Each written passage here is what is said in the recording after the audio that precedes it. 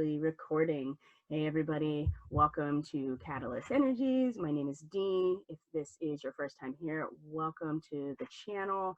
And if you are returning and you are not new to this channel, welcome back. I really appreciate that you're here, and I'm so grateful truly that you're here. So today is April 14th, 2020, and we are going to get into the third quarter square and the astrology of the fourth quarter of our lunar cycle that began with a new moon in Aries, peaked at our full moon in Libra, and will come to an end on the 22nd of April, which is Earth Day, with the next lunar cycle, which is a new moon in Taurus.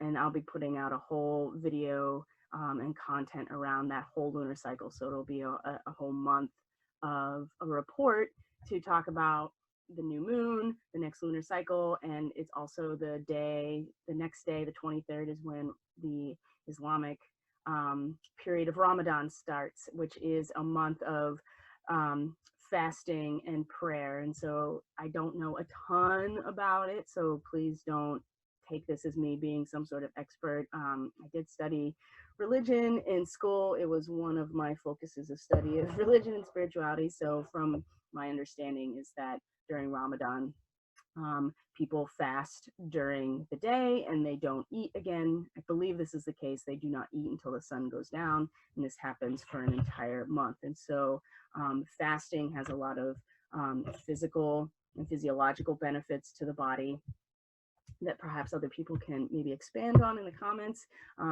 And also there is the spiritual component of restricting yourself and a purification aspect. And, you know, if you've ever fasted before or done any kind of caloric restriction in terms of food, then, and we just passed Lent too, which is kind of the same basic idea. So this time of year, with Passover and Easter and then Ramadan, you know, they're all clustered around this basic time of the year of the transition into spring and the celebration in a lot of ways of the cycle of renewal, which begin, you know, the death and rebirth aspect is part of the entire cycle of renewal on a seasonal basis. And so when we do fast and we do restrict ourselves, we not only clear our bodies out of, you know, our digestion is able to,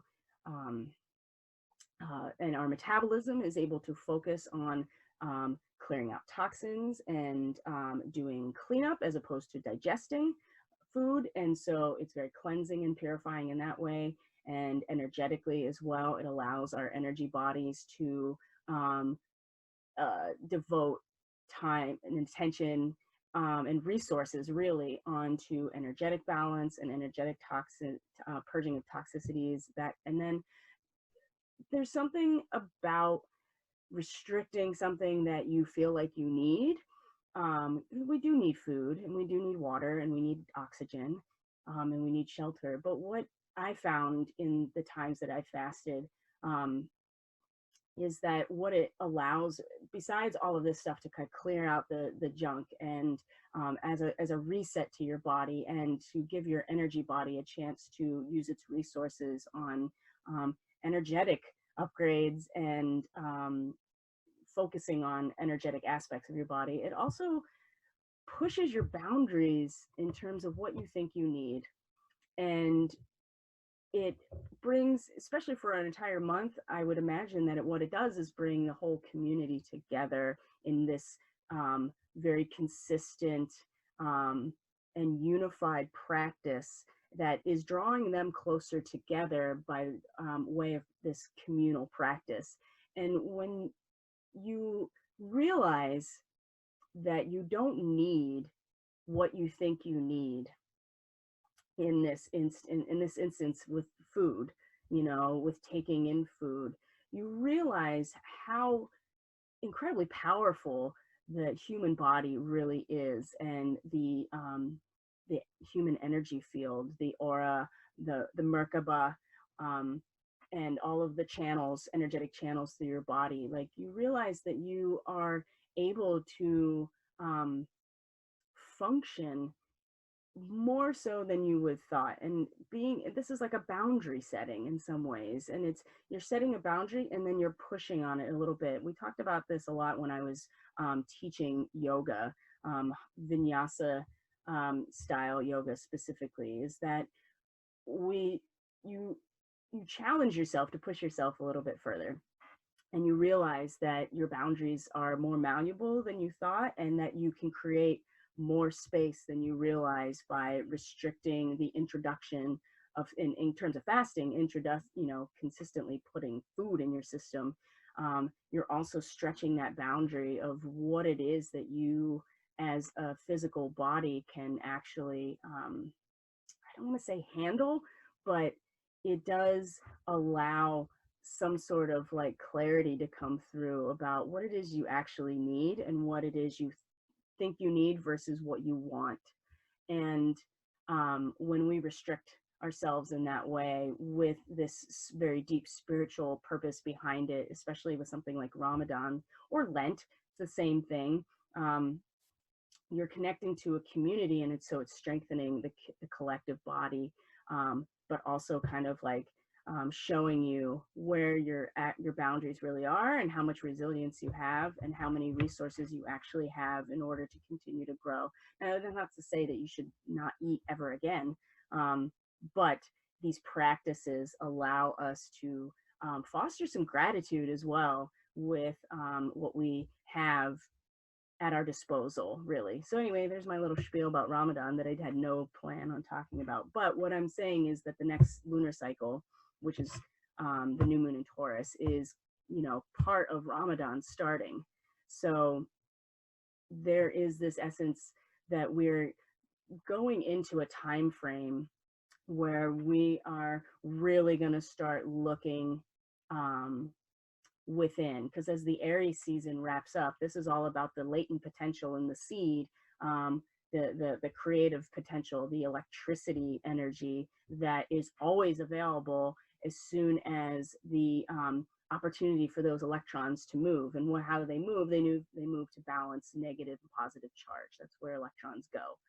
That's when they move. They move in order to find equilibrium in terms of the charge of in the atoms, or in the molecules, or whatever it is that the atoms are connecting to create. And so we're moving out of that when we go into Taurus, and it's getting into the earth. It's silence, it's receptivity, it's being in the soil. It's dark, but this is where all of the latent potential of the seed interacts with the nourishment of the soil, which is Taurus. And being able to restrict yourself of the things that you think that you need, in terms of like fasting, for instance, allows you to get much deeper into that soil. It allows you to get deeper into your body. It allows you to get deeper into your process. And this is something that collectively we're all going to be doing together. And so that's something that I will talk more about. But right now we're talking about the last quarter of this lunar cycle and how we are going to move through this week. So when we get to the third quarter square, it is a crisis in consciousness, as opposed to the first quarter, which is a crisis in action of what are we doing now that we've set intention with the new moon. Now we've released, or we've been shown what to release, and that's what's been happening. And this third quarter square is the other side of that, and we have an opportunity to see and to feel and to address where the conflict is in our consciousness as we go into this dark moon phase. What is it that we have putting our energy into? What is it that we believe? What is it that we think we know? What is it about our consciousness that is going to be tested in order to fully release the end of this lunar cycle to begin again? So this is the sun squaring the moon. So our sun is in Aries, moon is in Capricorn. We also had, along with this, our sun squaring Pluto in Capricorn, and they're pretty much right next to each other, because Pluto is at today 24 degrees and 57 minutes, almost at 25 degrees. and the moon is squaring the sun at 25 degrees and 26 minutes of Capricorn. So they're very closely linked in terms of the overall resonance of Capricorn. And with the moon, it's an internal, our feminine, our receptive, our intuitive aspect, the waters of our emotions and feelings. And Pluto is the Lord of Death, as excavating everything from the deepest, darkest parts of ourselves, of the world around us. And this particular degree of Capricorn is the last real sense of the cultural and artistic aspects that allowed us to be comfortable in this material life. And, you know, Pluto's been sitting here for weeks and weeks and weeks, and it's just completely, you know, like I said, pulling the rug out from under us, like showing us what the bare earth underneath, and showing us all of the darkness that goes along with having all of this cultural and artistic refinement in order to stand upon. There is no rug anymore. And that's what's been, and with Jupiter conjuncting with Pluto and the 444 gateway, that was a huge expansion of that. And so to have the sun square here is always, anything squaring Pluto is always incredibly frustrating. And when we have the sun squaring Pluto, I mean, the sun is our full awareness of our, you know, our consciousness. It's where we're the yang energy, the active potential. The sun is the center of our solar system, and so it's the center of us. It's our hearts, you know. And in Aries, it's so fired up, and it's all about the potential to create. And so squaring Pluto, so much frustration because we cannot bypass Pluto, and we can't bypass what Pluto is showing us and teaching us. And I think that the square, with that on top of the third quarter square, they're very intimately connected. And it's also a big part of the daily medicine for today. The message that came through is about emptying our vessel in order to give ourselves some space to dig deeper, and to allow something else to fill that bowl, that vessel, you know. And that's the Cancer energy, is the vessel. It holds all of it. But if it is already full of all of our notions and our feelings and our ego and whatever it's attached to, there's not going to be any room for that vessel to be filled with the realizations that are going to come along with this square and that are already starting to happen. So we'll look at the chart on top of that today. So the moon is in Capricorn, so it's going to be conjunct Pluto. It's going to conjunct Jupiter and Pallas Athena in Capricorn as well. And they have moved on to this degree now that the cultural refinement has been shown to us. Now we step into the realm of magic.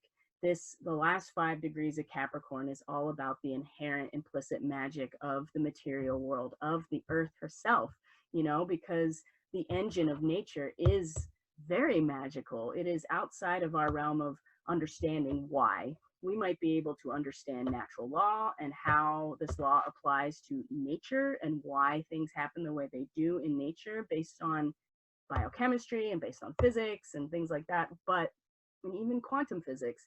But where Jupiter and Pallas Athena, she's the goddess of wisdom and war and strategy. And Jupiter is, you know, he's the king. It's good to be the king. If you're into Mel Brooks at all, he seems to put that line in every single movie of his. It's good to be the king. Anyway, Jupiter is expanding on that, and Pallas is very strategic and wise about using this energy. And right now, the moon conjuncting with both of them, like internally, we're really going to feel drawn to that really obvious, like, sprites dancing in the waterfall, like the awareness of the occult, and not in a dark way, like just the nature, the magic of nature is being expanded, it's being optimized, and it's a big part of the strategy moving forward, because we are still needing to be strategic about things. So we have the moon conjuncting all of this Capricorn energy. We have Mercury conjunct Chiron today. So we'll talk about that too, because that is very significant in terms of it is time to straddle the gulf here. You know what I mean? Like, we can't keep sitting in one side or the other without acknowledging the other side is equally the same as us. And there's a big wound around that, because if our egos don't want to go there, our egos are having a very hard time acknowledging that, because then it means that we've been wrong the whole time, from an ego perspective. But if we're trying to get to the fifth dimension here, and we're living, our goal is to be living in unity consciousness, that takes the courage and the bravery and the ability to see the opposition as exactly the same as us, and to show that light and love just as much. And that's not excusing anybody's like horrific behavior. I mean, there's never been a time where I would necessarily and this is outside of the realm of sacred contracts, by the way, and trying to justify why people do what they do, because I certainly, you know, without getting too much information, like, I'm a survivor of childhood abuse. And so if you can do that work, if I can do that work and forgive and show love and light to a person that, you know, for all intents and purposes, you know, perpetrated a horrible crime, you know, towards me, and you know, made a significant impact on my life that will always be with me. This is something we have to do collectively, and we're going to be given the chance, don't you worry. But right now, the crisis in consciousness is because we have to come to terms with all of the things that are being taken away from us in order to create the space, in order to do that. And so that's where we're at right now. And Mercury conjunct Chiron, Mercury is just making it really, like, the message is going to come in very strongly. And we can either stay rooted in our wounds about it, or we can see this as an opportunity to actually transcend the duality and have a moment of being in 5D unity consciousness. And it's not easy. It's simple, but it's not easy, because you have to give up what your ego is telling you is the position you should be taking. And it's not that you shouldn't take a position. We're still here in 3D, and we still have to, you know, live on this earth. And as we move forward in the Gemini energy, we will start to see how absolutely important it is that we are taking positions, and that we are setting boundaries about our own sovereignty. Because if we don't do that, then we also are disempowered in some ways. But that, I'll get to that, because Venus is conjunct Vesta today in Gemini.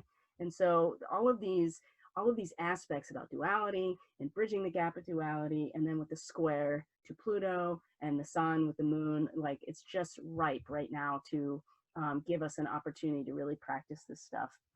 So let's look at the chart for today, even though I just kind of explained everything going on. So here's our moon as of now. This is 22 degrees Capricorn. You can see that she's going to pass Pluto. She's going to pass Jupiter, and then by midnight Pacific Standard Time, she's going to come into Aquarius. So tomorrow she's going to be conjunct Saturn. She's going to be conjunct Mars in Aquarius, and a moon in Aquarius is an interesting place to be, especially as it gets darker and darker and darker. But we won't have a dark moon in Aquarius. We're going to have a dark moon in Aries.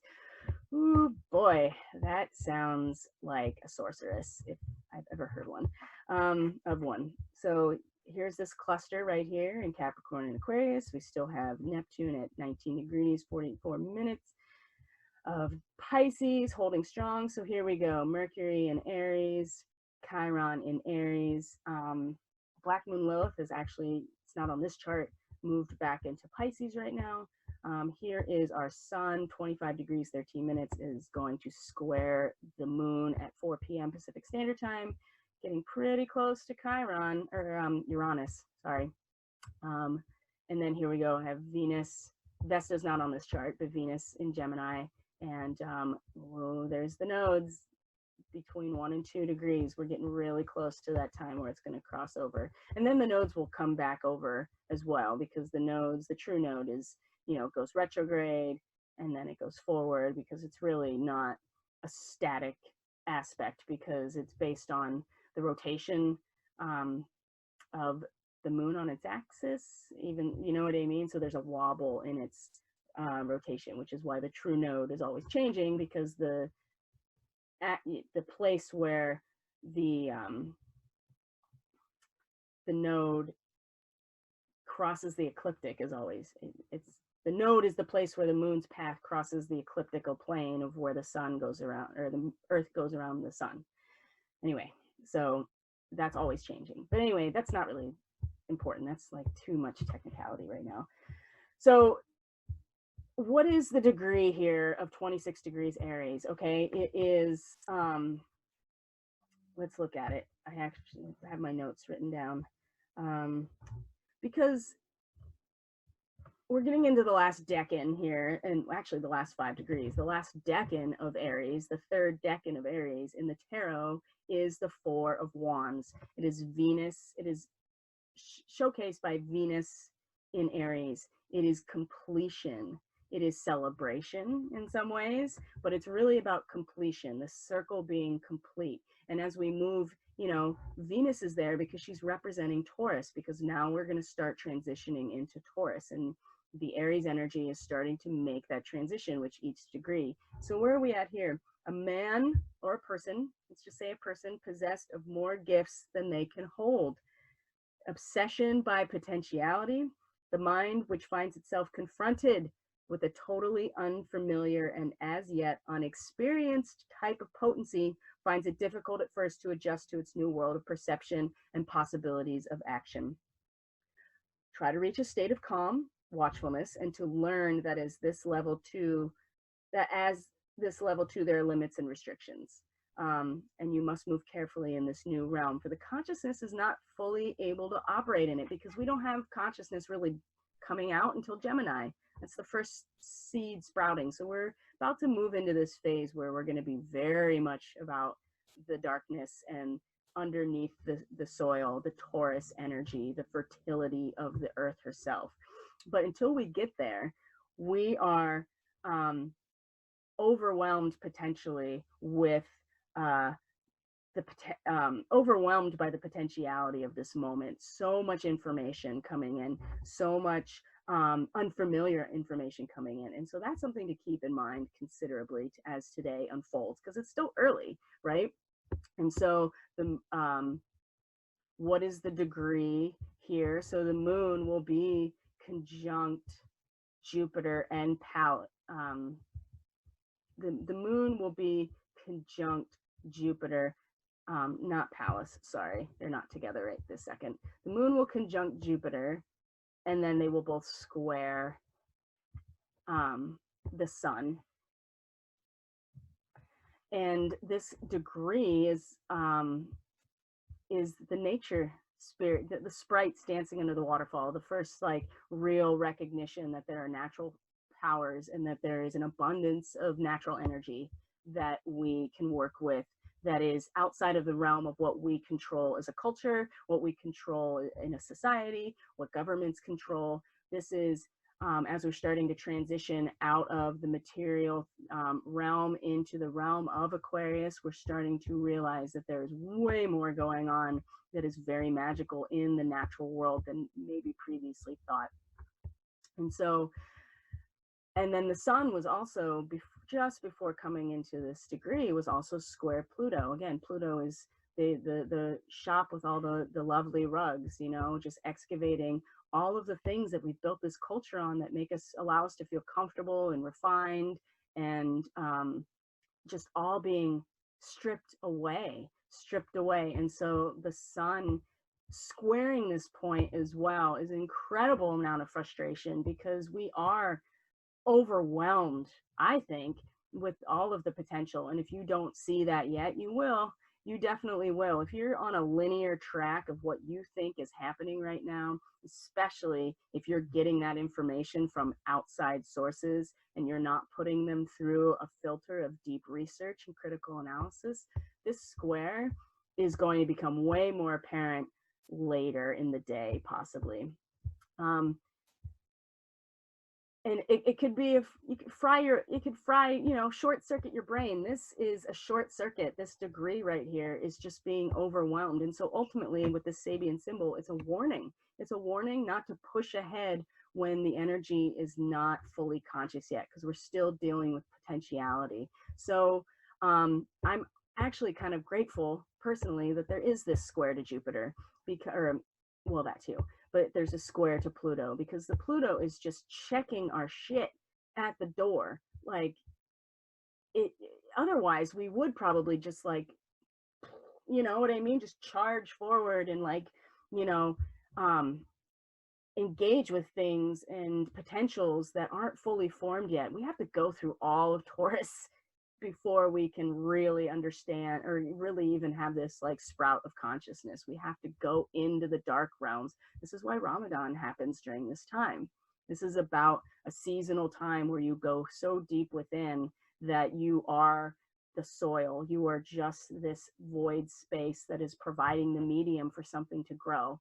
And you can't do that while you're constantly getting bombarded with information that you're choosing to take in through all kinds of external sources. I mean, I don't need to name them. And it's very comforting right now in some ways to do that, because we are in the midst of a situation right now that it's like we're all looking for answers and we might be so overwhelmed. So this is like a short circuit potentially if you're not working with the energy directly. Okay. And with Mercury, where are we at here? Mercury coming with Chiron again. This degree, 7 degrees of Aries with the Sabian symbol, is existing in 2 realms. 1 foot in 3D, 1 foot in 5D, you know, if you want to think about it that way. And because it's Chiron, it's about our deep original wounding, like as a person, especially in Aries. And if we are willing to work with that deep wound, we will allow ourselves to actually be able to be in 2 places at once, which is going to be, it's essential that we're able to do this right now. We cannot transcend duality if we don't come to terms with it as a structure that we have to engage both sides of. And that's not to say that, you know, again, this comes back to this conversation, is like, you can live in your judgment all day about what other people are doing, and it's not to say that it's not horrific and despicable. I can speak from personal experience that you know, that being violating people's trust down to that level and disempowering them in their own bodies is, you know, something that I think everybody can agree is unacceptable. But we have to be able to step out of the ego structure about that so that we can see the potential for unification even in those moments. And that is a hard pill to swallow. It really is. And so Mercury, you know, it could go either way. We could either just, like, convince ourselves in our minds that we are, you know, that, and identify with the wound, or we can identify with the potential to transcend that wound with Mercury. So it really just depends on how you want to work with it. But the square between the Sun and Pluto, and the square between the Sun and the Moon right now, is providing so much learning opportunity for us if we lean into that discomfort. And if we don't, then it's going to make, I would say, Taurus season a little bit more difficult, but probably much more needed as well. I mean, to be able to go into that zone. Now, we also have Vesta and Venus conjunct today in Gemini. So I want to read this Sabian symbol too, because it's really fascinating. An airplane performing a nosedive. It's the superior ability to challenge nature and play with danger. Ooh. Through the controlled use of mental powers. Ooh. people are able to challenge the most basic force in nature, which is gravity, right? So you're thinking about a nosedive, all right, in a plane. You are, when you're in a plane, you're challenging gravity, right? When you're flying, you're challenging gravity. And then you're just kind of like laughing in its face by like nosediving in some ways. By challenging a natural force such as gravity, a person prepares oneself to reach higher levels of existence by going beyond the physical. Now, this is absolutely, I mean, if Vesta is the goddess of the hearth, the keeper of the flame, her Vesta is a goddess that represents service and commitment to the collective, right? The Vestal virgins, right? They weren't, their purity came from the fact that their only mission was this mission, that to keep the hearth, the flame of the hearth alive. This is what sustains the community. And they were unattached to anybody. They didn't have family. They weren't attached to a marriage. They weren't attached as property to anybody. They weren't attached to any role as a mother, anything like that. Their goal as a Vestal virgin was to do this. And then Venus, Venus is, she's here to show us what feels good, what's harmonious, what we love.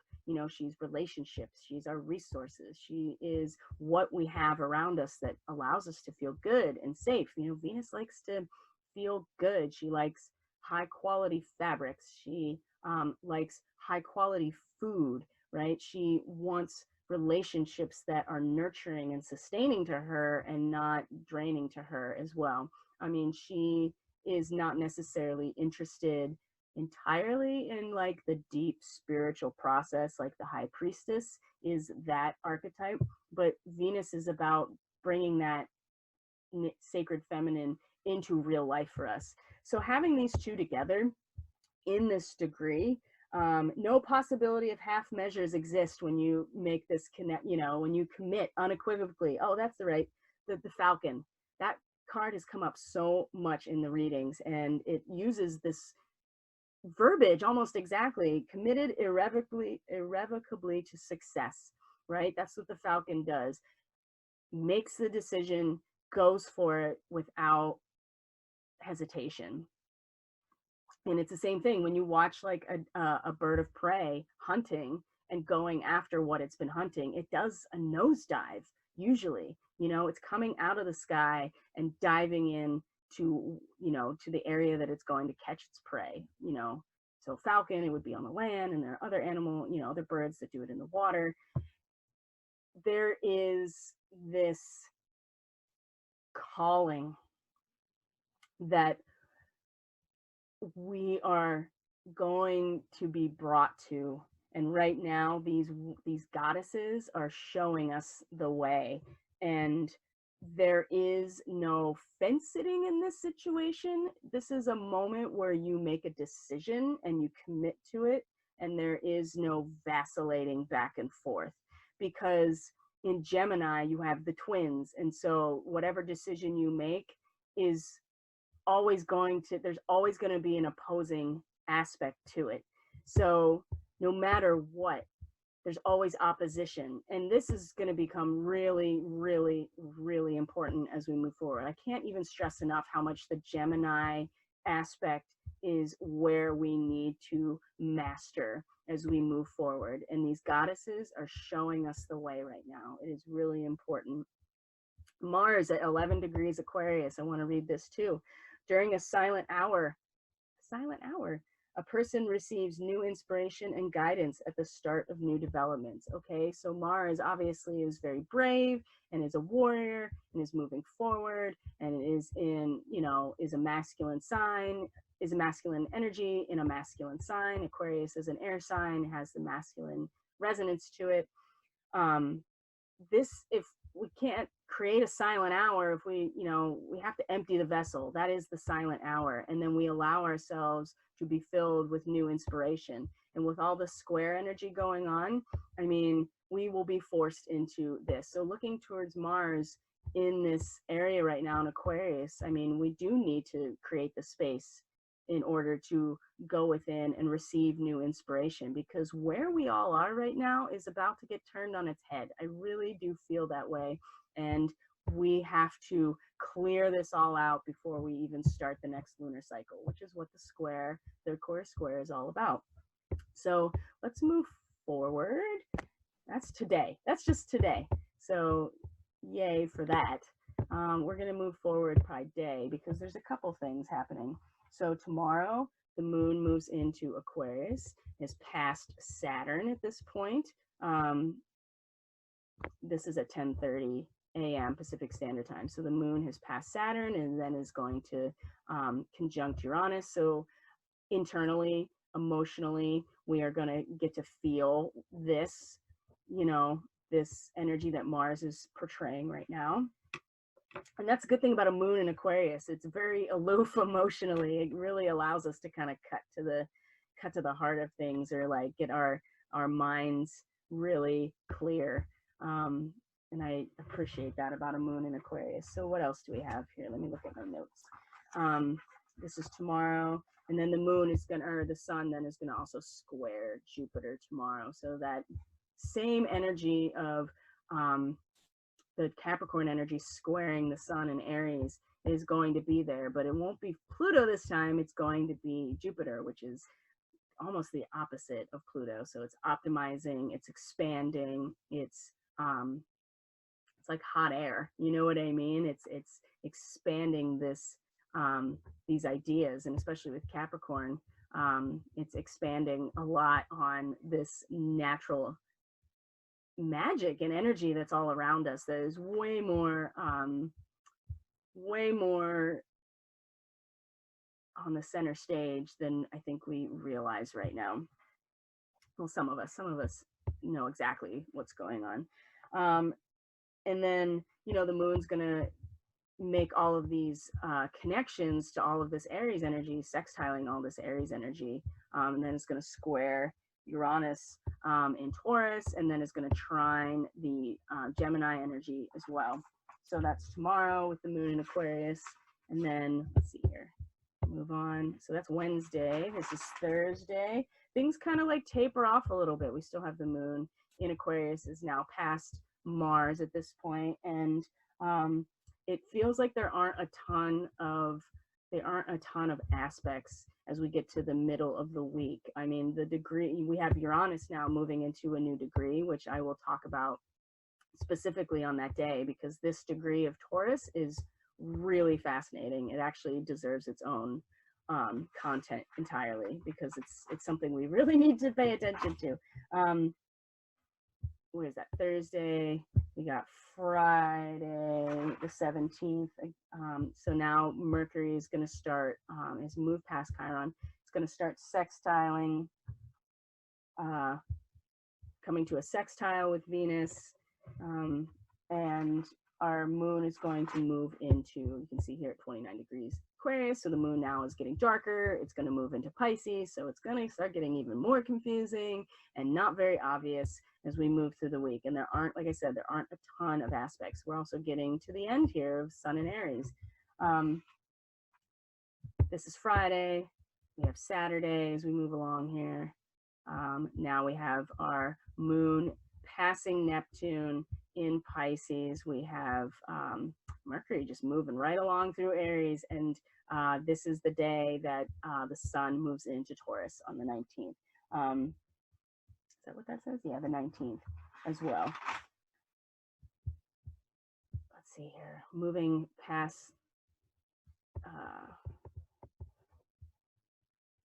we want to go on the 20th. Here we go.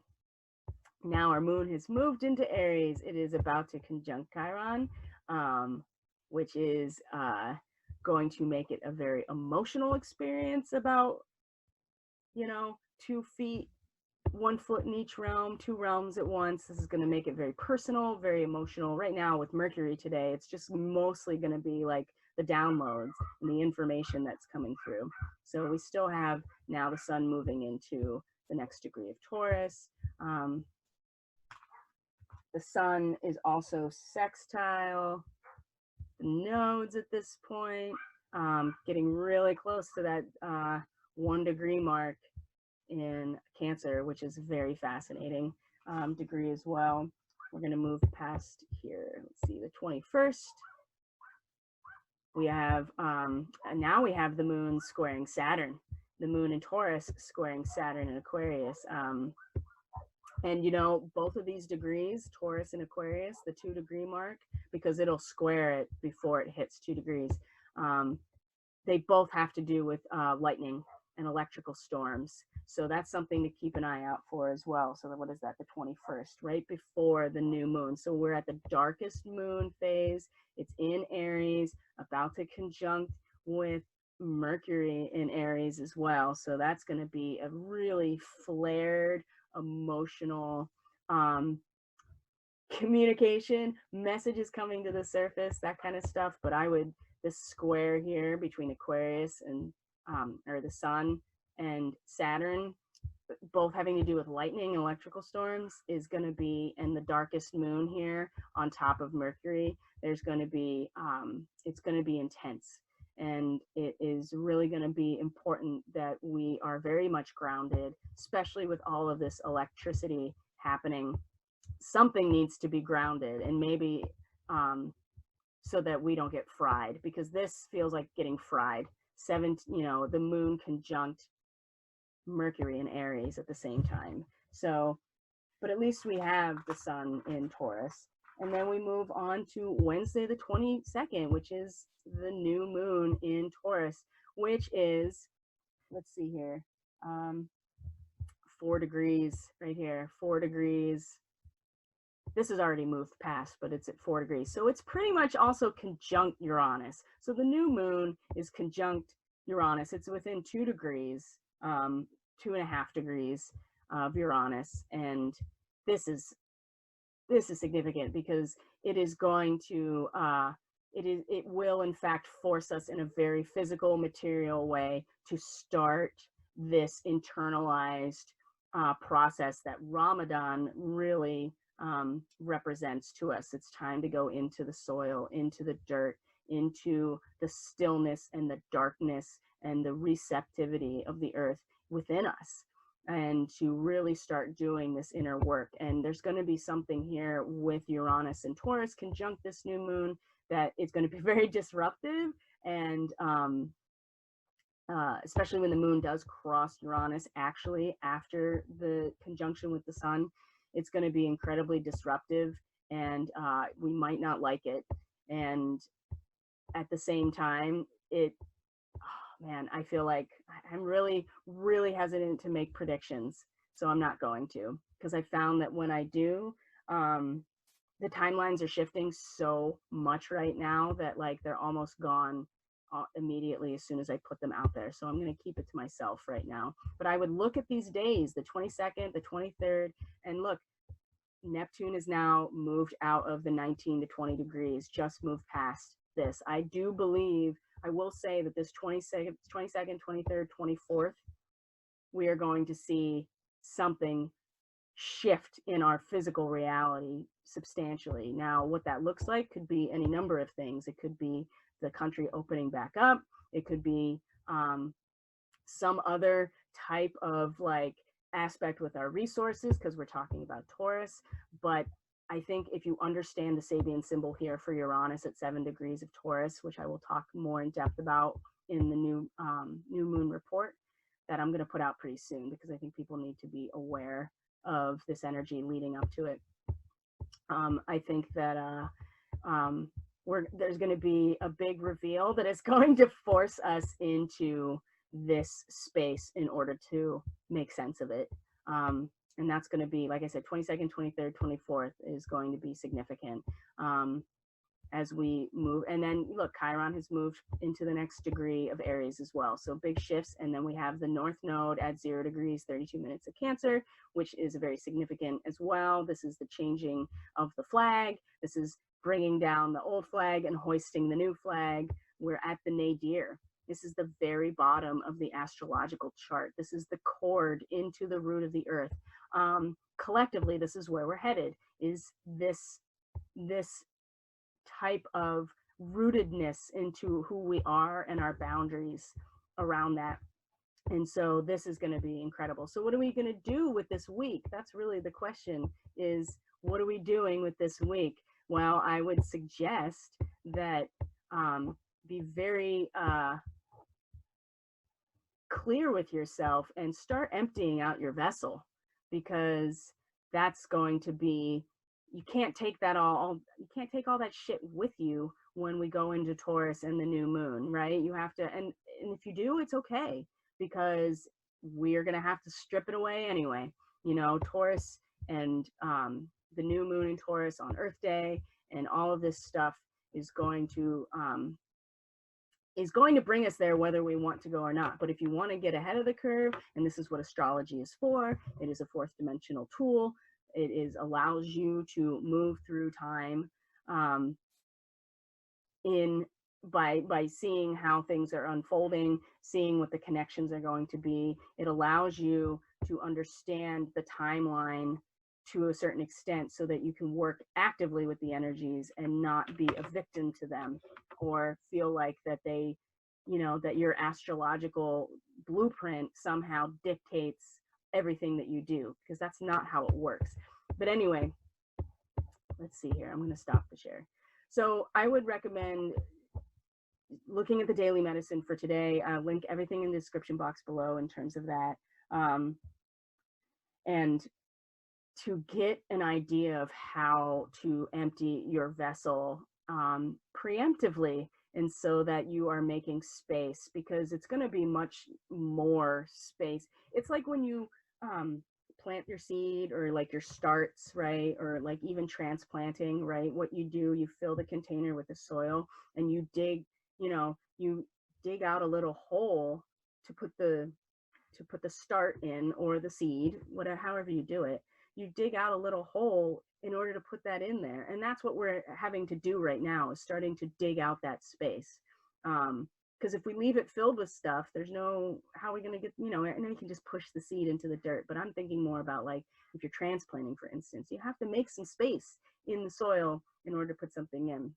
And then the natural magic of life is what activates the potential in the seed. And then once we get to Gemini season, we have a sprout, and that's the first sprout of consciousness. So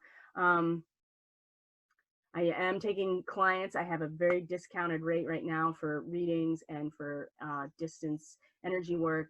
I do have a by donation option as well. That is just a micro reading, but pre-recorded, so you don't, there's no one-on-one necessarily through Zoom. But if you want to pay the discounted rate for those readings, then we can do the one-on-one Zoom.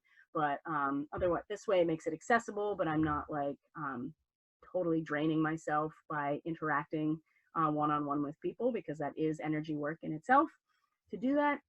So everything is in the description box below in terms of how to reach out, how to book services, daily reading. I would really recommend that today, going back and watching the daily reading, because that's really showing, I think the message that came through was very much about like emptying our vessel, and maybe moving past what we think we have, and creating room for something else entirely more fulfilling, and something else that will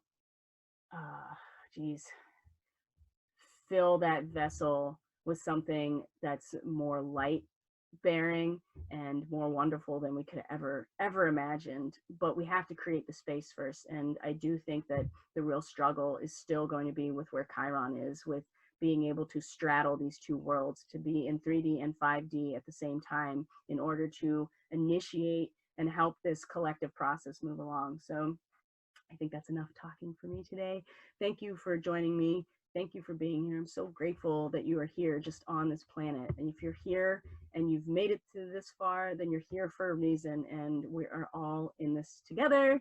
And yeah, we are all in this together, and nobody gets left behind. That's the thing. If one person goes, then we're all going, right? That's kind of how it works. And so the more aligned you are with that, the more, I would say, the more aligned with your mission probably that you'll be. So anyway, take care, everybody. I will see you on the next thing, whatever that is. Bye.